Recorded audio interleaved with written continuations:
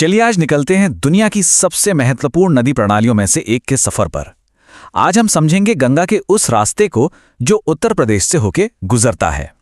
ये सिर्फ एक नदी की कहानी नहीं, बल्कि एक पूरी सभ्यता की जीवन रेखा की कहानी है। तो एक बहुत ही बुनियादी सवाल से शुरू करते हैं। कोई भी बड़ी और शक्तिशाली नदी आखिर शुरू कहाँ से होती है?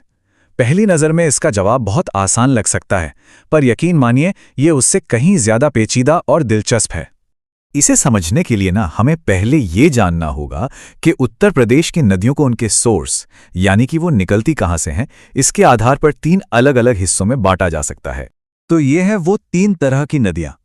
पहली है हिमालयी नदियाँ। जैसा कि नाम से ही जाहिर है, ये हिमालय के ग्लेशियरों से निकलती हैं और इसीलिए इनमें साल भर पानी रहता है। दूसरी है मैदानी नदियाँ, जो झीलों या जमीन के अंदर के पानी से बनती हैं। और तीसरी है पठारी नदियाँ, जो पूरी तरह से बारिश पर निर्भर करती हैं, मतलब ये अक्सर मौसमी होती हैं। तो आज की हमारी ये जो पूरी पड़ताल है वो केंद्रित रहेगी सबसे प्रमुख हिमालयी नदी गंगा पर। चलिए इसकी पैदाइश की कहानी से ही शुरू करते हैं। अब देखिए, गंगा का जन्म किसी एक जगह से नहीं होता। असल में इसका बनना अपने आप में 5 पवित्र संगमों की एक पूरी कहानी है, जिसे हम पंचप्रयाग के नाम से जानते हैं। तो कहानी की जो असली शुरुआत है वो होती है अलकनंदा नदी से।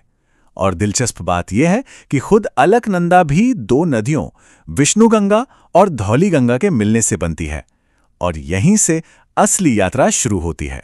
अब यहां से अलकनंदा आगे बढ़ती है। जैसा कि इस बहाव में हम देख सकते हैं, रास्ते में एक के बाद एक 4 और नदियां इसमें मिलती जाती हैं और हर संगम एक पवित्र प्रयाग बनाता है। चलिए एक एक करके इन्हें देखते हैं। ये है वो पवित्र संगम। अलकनंदा पहले नंदप्रयाग में नंदाकिनी से मिलती है, फिर कर्णप्रयाग में पिंडर से और उसके बाद रुद्रप्रयाग में मंदाकिनी से। लेकिन 5वां और सबसे अहम संगम होता है देवप्रयाग में। इसी जगह पर गंगोत्री ग्लेशियर से निकली शक्तिशाली भागीरथी नदी अलकनंदा से मिलती है। और बस यही वो पल है। देवप्रयाग में भागीरथी और अलकनंदा के इस महासंगम के बाद ही इस मिली हुई धारा को नाम मिलता है गंगा। पहाड़ों का सफर पूरा हुआ।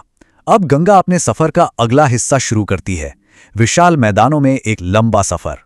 जैसा ये स्लाइड दिखा रही है, गंगा हरिद्वार में आकर पहाड़ों को पीछे छोड़ देती है और मैदानी इलाकों में बहना शुरू करती है। और फिर बिजनौर वो जगह है जहां से ये आधिकारिक तौर पर उत्तर प्रदेश राज्य में दाखिल होती है।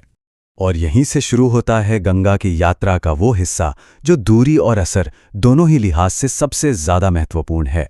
तो गंगा उत्तर प्रदेश में पश्चिम से पूरब की ओर एक बहुत लंबा रास्ता तय करती है। बिजनौर से शुरू होकर ये वाराणसी जैसे बड़े शहरों से गुजरती है और आखिर में बलिया से राज्य के बाहर निकलकर बिहार में चली जाती है। अब जरा इसके विशाल आकार का अंदाजा लगाइए। अपनी पूरी यात्रा में गंगा नदी 2525 किलोमीटर का सफर तय करती है। ये एक अविश्वसनीय दूरी है। और ये चार्ट तो सब कुछ साफ कर देता है। गंगा की पूरी 2525 किलोमीटर की यात्रा का आधे से भी ज्यादा हिस्सा यानी 1450 किलोमीटर अकेले उत्तर प्रदेश में तय होता है। तो ये कहना बिल्कुल सही है कि गंगा ही उत्तर प्रदेश की जीवन रेखा है। अपनी यात्रा के आखिरी चरण में जैसे ही नदी समुद्र के पास पहुंचती है, ये एक बड़े बदलाव से गुजरती है और दूसरी महान नदियों से जा मिलती है। यहाँ एक बहुत ही दिलचस्प मोड़ आता है।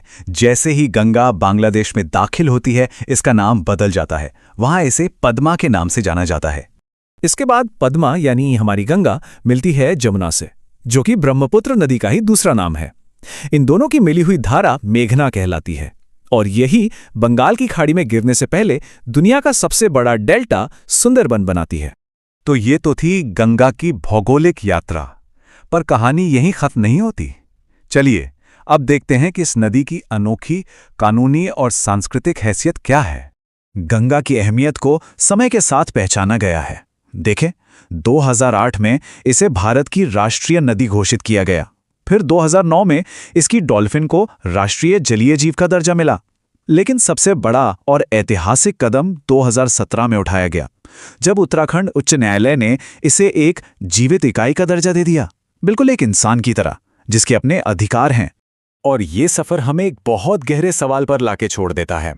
किसी नदी को सिर्फ एक भौगोलिक चीज न मानकर एक जीवित प्राणी मानने के दार्शनिक और पर्यावरणीय मायने आखिर हैं क्या?